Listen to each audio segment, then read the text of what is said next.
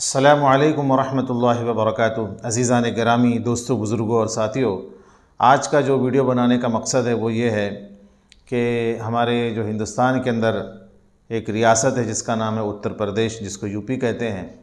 वहाँ पर हलाल सर्टिफ़िकेट के ऊपर एक बवाल चला हुआ है कि अपने किसी भी खाने पीने की चीज़ में हलाल का सर्टिफ़िकेट नहीं होना चाहिए। गैर मुस्लिमों को ऐसा तासुर दिया जा रहा है, एक प्रोपेगेंडा फैलाया जा रहा है कि जो हलाल तरीक़ा है और हलाल जो सर्टिफ़िकेट है वो इस्लामी तरीक़ा है, और इस्लामी तरीक़ा वो गैर मुस्लिम क्यों अपनाएं, और ये इस्लामी तरीक़ा और हलाल सर्टिफ़िकेट आखिर ईजाद क्यों हुआ। इसके पीछे की वजह ये है कि सारी दुनिया जानती है कि पूरी दुनिया के अंदर ईसाइयों के बाद सबसे ज़्यादा अगर तादाद में कोई हैं तो वो मुसलमान हैं। मुसलमान तकरीबन 200 करोड़ 2 अरब के बराबर के करीब मुसलमान हैं और पूरी दुनिया में हर जगह फैले हुए हैं। और गोश्त का कारोबार भी पूरी दुनिया में हर जगह पर होता है। मुसलमान जहाँ गोश्त खाने का आदी है तो वहाँ पर वो इस बात की भी पाबंदी करता है कि क्या वो जो गोश्त उसके सामने आया है वो हलाल तरीके से आया है, हलाल तरीके से ज़िबा होकर के आया है। अगर वो हलाल तरीके से ज़िबा होकर के आया होगा तो ही वो उसको हाथ लगाएगा, खाएगा। और अगर उसके ज़िबा करते वक्त हलाल तरीक़ा अगर नहीं अपनाया गया तो वो उसको खाने की तो बात छोड़िए, उसको हाथ भी नहीं लगाएगा। क्योंकि मुसलमान चाहे कितना ही गया गुज़रा क्यों ना हो, शराबी हो, जुआरी हो, ज़िनाकार हो, सूदखोर हो, अपने माशरे और सोसाइटी में बदनाम हो, झूठ बोलता हो, हराम माल कमाता हो, लेकिन जब खाने की बारी आती है गोश्त की तो वो गया गुज़रा मुसलमान भी ये देखता है कि क्या इसको हलाल तरीक़े से ज़िबह किया गया है कि नहीं। अगर हलाल तरीक़े से ज़िबह किया गया है तो फिर वो उसको खाएगा, और अगर हलाल तरीक़ा ज़िबह करते वक्त नहीं अपनाया गया तो वो नहीं खाएगा। तो वो मुसलमान जिनके मुल्कों के अंदर, जिनके इलाक़ों के अंदर गोश्त जो है आसानी से ज़बीहा शरई तौर पर ज़िबह किया हुआ मिल जाता है तो उनके लिए दिक्कत की बात नहीं है। लेकिन गैर मुस्लिम ममालिक में, यूरोप के अंदर जब जाते हैं लोग और वहाँ महीनों बेचारे रहते हैं तो उनको जब गोश्त खाने की ख्वाहिश होती है और वहाँ पर गोश्त उनको मैसर नहीं होता तो फिर उनको दिक्कत होती है। तो ये सब चीज़ों को मद्देनज़र रखते हुए हर जगह के लोगों ने, हर मुल्क के लोगों ने एक हलाल सर्टिफ़िकेट नाम का एक टैग लगाना शुरू कर दिया कि भाई ये गोश्त है, ये बकरे का गोश्त है, ये फ़लाँ जानवर का गोश्त है, जो मुसलमान जिसको खाते हैं उसके ऊपर हलाल का सर्टिफ़िकेट लगा दिया। और ये इत्मीनान फिर खाने वाले को हो जाता है कि भाई इस पर हलाल का सर्टिफ़िकेट लगा हुआ है, यानी ये इस्लामी तरीके से किसी मुसलमान ने इसको ज़िबह किया है, ये मेरे लिए खाना जायज़ है, हलाल है। अच्छा, मुसलमान और यहूदियों के अलावा दूसरी पूरी दुनिया में जो भी कौम गोश्त खाती है उनके यहाँ कोई इसका तसव्वुर नहीं है कि वो हलाल से हो या हराम से हो, किसी ने भी ज़िबह कर दिया हो, कैसे भी ज़िबह कर दिया, वो गोश्त उनको, उनका खाने का मकसद होता है, वो गोश्त खा लेते हैं। लेकिन यहूदी और मुसलमान ही एक दो ऐसी कौम हैं जिनके यहाँ एक तो पहले ये देखा जाता है कि वो जानवर कौन सा है, क्या हलाल जानवर है, फिर ये देखा जाता है कि हलाल जानवर को क्या हलाल तरीके से यानी शरई तरीके से ज़िबह किया गया है, अगर है तो वो खाएंगे, नहीं तो फिर वो उसको हाथ भी नहीं लगाएंगे। तो फिर मुसलमान चूँकि बहुत ज़्यादा तादाद में है इसलिए हर जगह लोगों ने इस बात की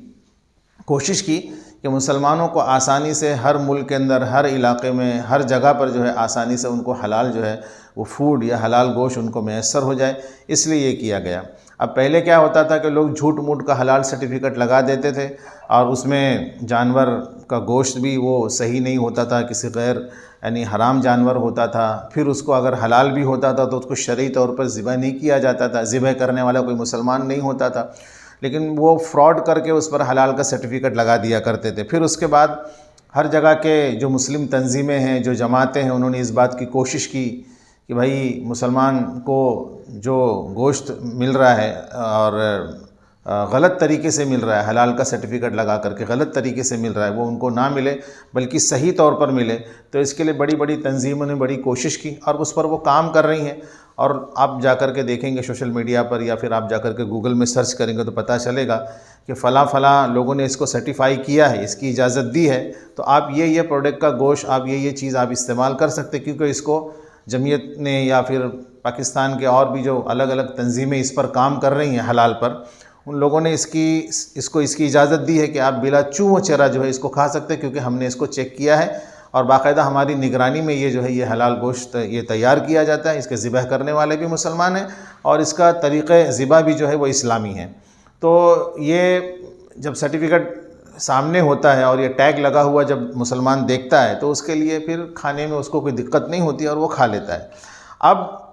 चूँकि मुसलमान जब खाने में जब वो खुद हलाल तरीके से खाता है तो जाहिर सी बात है वो हलाल तरीके से बेचता भी। हर जानवर को उस पर अल्लाह का नाम पढ़ता है और उसको इस्लामी तरीके से वो ज़िबह करता है और सबको देता है। तो यहूदी और मुसलमान ही ये हज़ारों साल से इसी तरीके से खाते हैं, इसी तरीके से गोश्त को बेचते भी हैं। लेकिन पिछले कुछ सालों से एक प्रोपेगेंडा शुरू हो गया है कि ये इस्लामी तरीके से जो ज़िबह किया जाता है ये सही नहीं है, इससे जानवर को तकलीफ़ होती है, जानवर तड़पता है, ये देखने में भी बड़ा ज़ालिमाना लगता है, बड़ा ही दर्दनाक ये होता है, ये इस तरीके से ज़िबह नहीं करना चाहिए और ऐसा गोश्त जो है वो बेचना भी नहीं चाहिए, खाना भी नहीं चाहिए। मुसलमान तो खाते ठीक है लेकिन गैर मुस्लिमों को जो गोश्त खाते हैं उनको नहीं खाना चाहिए। इसके लिए हमारे यहाँ मुल्क के अंदर यूपी के अंदर इसके ऊपर बाकायदा मुहिम चली है और वहाँ की सरकार ने इस पर बैन भी लगा दिया है कि आप अपने किसी भी गोश्त के ऊपर हलाल का सर्टिफिकेट नहीं लगाएंगे, आप अपने दुकान के बोर्ड पर हलाल नहीं लिखेंगे, आप खुद खाते खाएं कैसा भी करें लेकिन किसी और को जो है आप हलाल तरीके से नहीं बेचेंगे। तो मुसलमान कसाईयों के लिए मेरा एक मशवरा था, मशवरा क्या है बल्कि उनके लिए एक बात है कि जिस तरह वो हलाल तरीके से खाते हैं उनको उसी तरीके से हलाल तरीके से भी बेचना है। कोई अगर आके ये कहता है कि आप ये जानवर ज़िबह करो, झटके से इसको ज़िबह करो, इसको इस्लामी तरीके से ज़िबह मत करो और इसके ऊपर जो है जो तुम पढ़ते हो वो नहीं पढ़ो, ऐसे ही इसको कर दो, तो उसको इस तरीके से जानवर ज़िबह करना और बेचना ये उसके लिए नाजायज़ हराम है। तो जिस तरह उसके लिए खाने का तरीका इस्लाम ने बताया है ऐसे ही उसके लिए बेचने का तरीका भी इस्लाम ने बताया है। कुरान पाक में अल्लाह तबारक व तआला ने वो जानवर जो खाए जाते हैं लेकिन अगर वो ऐसे 10 तरीके वाले जानवर हैं, जानवर तो एक ही है लेकिन उसके ऊपर अगर 10 तरह की चीज़ें उसके साथ घट जाती हैं तो ऐसे 10 तरह के जानवर को नहीं खाना है आपको। हलाल जानवर मैं बात कर रहा हूँ, वो कौन से हैं? कुरान पाक में अल्लाह ने फरमाया हुर्रिमत अलैकुमुल मैता, कि वो जानवर जो खाए जाते हैं लेकिन अपनी तबई मौत मर जाएं, बग़ैर किसी के ज़िबा किए हुए अगर वो मर जाए तो वो जानवर आपको नहीं खाना है। अब वो जानवर चाहे वो चौपाया हो यानी ज़मीन पर चलने वाला, 4 पैर से चलने वाला, घास फूस खाने वाला जानवर हो, या फिर आसमानों में उड़ने वाला परिंदा हो, या फिर जो है समंदर में और तालाब में तैरने वाली मछली हो, अगर ये अपनी मौत मर जाए तो इनको नहीं खाना है। समंदर में तैरने वाली मछली मर जाती है और उसके बाद में पानी पी करके वो सतह समंदर पर या सतह तालाब पर आ जाती है तो वो नाजायज़ हो गई, हराम हो गई, मुर्दार हो गई, उसको नहीं खाना है। और इसी तरीके से दूसरी बात है वद्दमा, के जानवर के जिस्म से निकलने वाला खून जो जम जाता है, बहुत सारे हजरात वो खून को खाते हैं गैर मुस्लिम लोग, लेकिन इस्लाम ने कह दिया है कि मुसलमानों को खून भी नहीं खाना, खून भी उसके लिए हराम है। वलहमल खिंजीर, और खिंजीर का गोश्त ये भी हराम है। और चौथी बात वमा उहिल्ल लिगैरिल्लाहि भी, और हर वो हलाल जानवर जिस पर ज़िबह करते वक्त अल्लाह का नहीं बल्कि गैरुल्लाह का नाम लिया गया तो वो भी जानवर उसके लिए हराम है। वमा उहिल्ल लिगैरिल्लाहि भी वल्मुनखनिक़तु वल्मौक़ूदतु वल्मुतरद्दियतु वन्नतीहा। मुनखनिका कहते हैं ऐसे जानवर को जिसका गला घोंट के उसको मार दिया गया हो, गला घोंट करके उसको मार दिया गया हो, तो वो जानवर भी हराम है। वल्मुनखनिका वल्मौक़ूदा, और मौक़ूदा उस जानवर को कहते हैं जो चोट लग करके मर गया, एक हादसा हो गया, चोट लग गई और चोट लग गया और वो जानवर मर गया, तो वो भी नाजायज़ और हराम है। वल्मुतरद्दिया उस जानवर को कहते हैं जो किसी ऊंचाई पर गया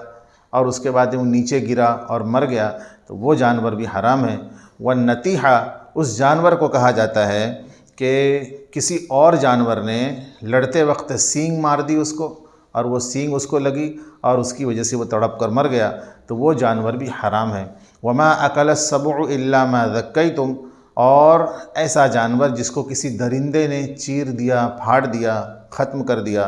तो वो जानवर भी हराम है। लेकिन जिस जानवर को किसी दरिंदे ने चीर दिया, फाड़ दिया, अभी उसमें जान बाकी है और कोई मुसलमान वहाँ पर पहुँचा और उसने उसके मरने से पहले उसको ज़िबह कर दिया, तो वो हलाल हो जाएगा। और 10वां ऐसा जानवर कि जो किसी आस्ताने पर किसी भी के नाम पर उसकी ताज़ीम में, उसकी तौक़ीर में, उसकी तकरीम में ज़िबह किया जाए, चाहे वो इस्लामी तरीके पर ज़िबह किया जाए, अल्लाह का नाम लेकर के ज़िबह किया जाए, लेकिन वो किसी की ताज़ीम में किया जा रहा है अगर वो जानवर ज़िबह, तो वो जानवर भी हराम हो जाता है। एक कुल मिला के तकरीबन 10 जानवर होते हैं जिसमें से एक खून भी है। तो अल्लाह तबारक व तआला ने एक मुसलमान पर ये तमाम तरह के जानवर जो नाजायज़ कर दिए, हराम कर दिए हैं। अच्छा, मुसलमानों के लिए किसी सर्टिफ़िकेट की ज़रूरत नहीं है, किसी साइंटिफिक रीज़न की ज़रूरत नहीं है, क्योंकि अल्लाह ने फरमा दिया, रसूलुल्लाह ने फरमा दिया, कुरान पाक में आ गया, तो उसको कोई कील काल की, कोई दलील की उसको ज़रूरत नहीं है। लेकिन गैर मुस्लिमों के यहाँ जो लोग कुरान को नहीं मानते, इस्लाम को फॉलो नहीं करते, और लोग जो हैं उनको दलील देने की ज़रूरत पड़ती है। तो इस्लामी तरीक़ा कहते हैं कि ये सही तरीक़ा नहीं है ज़िबह करने का, और गैर इस्लामी तरीक़ा लोग कहते हैं वो सही तरीक़ा है। तो मैं आपको बताऊं कि साइंसी रीज़न में, साइंसी तरीक़े पर बहुत सारे हज़रात इस बात की तहकीक कर चुके हैं, तहकीक भी कर रहे हैं कि जो इस्लामी तरीक़ा है जानवर को ज़िबह करने का, वो सबसे बेहतर और बेस्ट तरीक़ा है। ये जो जानवर ज़िबह करते वक्त तो लोगों को दिखता है कि जानवर तड़प रहा है, हाथ पैर हिला रहा है और वो बेचैन हो रहा है, फुदक रहा है, तो लोगों को लगता है कि ये बड़ी बेदर्दी से मुसलमान इसको ज़िबह करते, बल्कि ऐसी बात नहीं है। जब उसकी शहरक कट जाती है तो उसकी जान यूं ही निकल जाती है, और जब वो तड़प रहा होता है तो उसके बदन से पूरा खून प्रेशर के साथ में बाहर आता है। जब प्रेशर के साथ पूरा खून, जब उसका गंदा खून बाहर आ जाता है, तो उसका गोश्त, पूरे जिस्म का जो गोश्त होता है जानवर का, वो बिल्कुल भी एकदम क्लीन हो जाता है। अब वो इंसान के खाने के लिए वो एकदम सही हो जाता है, एकदम सही हो जाता है। और इस तरीके से ज़िबह किया हुआ जानवर को भी तकलीफ़ नहीं होती है, और जो उसको खाने जा रहा है इंसान, उसको भी किसी तरह का नुकसान नहीं पहुंचता है। लेकिन जो लोग गैर इस्लामी तरीके से झटके से या फिर बेहोश करके गर्दन पर छुरी चलाते हैं, उनका जो तरीक़ा है वो गैर इस्लामी है, और ये मुज़िर भी है। ये जानवर के लिए भी तकलीफ़ देह है, और उसके अलावा जो वो उसका जो अंदर से, बदन से जो खून निकलना चाहिए वो प्रेशर से नहीं निकलता, और बहुत सारा खून जिस्म के अंदर गोश्त के साथ मिल जाता है, जिसकी वजह से गोश्त भी आलूदा होता है, गोश्त भी नुकसानदेह होता है, और उसके बाद में जो उसको खाएगा उसके लिए भी नुकसानदेह होगा। और जानवर को भी इस तरीके से ज़िबह करने में जानवर को भी बहुत ज़्यादा तकलीफ़ होती है। तो जो जानवर को ज़िबह करने का तरीक़ा है वो सिर्फ मुसलमानों के लिए फ़ायदेमंद नहीं है, बल्कि जो लोग भी गोश्त खाते हैं उन तमाम लोगों के लिए फ़ायदेमंद है कि वो हज़रात इस्लामी तरीके से ज़िबह किया हुआ गोश्त खाएं, चाहे वह मुसलमान क्यों ना हो, लेकिन हलाल गोश्त ही खाएं, क्योंकि हलाल गोश्त खाने में उनको कोई नुकसान नहीं है, उनको किसी तरह की कोई तकलीफ़ नहीं है। लेकिन अगर वो झटके का या बेहोश किया हुआ अगर वो गोश्त खाते हैं तो फिर उनकी जिस्म के अंदर भी बीमारियां पैदा हो सकती हैं, वो गोश्त भी नुकसानदेह है, और वो जानवर को भी उस तरीके से जो ज़िबह किया जाता है वो भी नुकसानदेह होता है। मुझे उम्मीद है कि आपको मेरी बात समझ में आई होगी और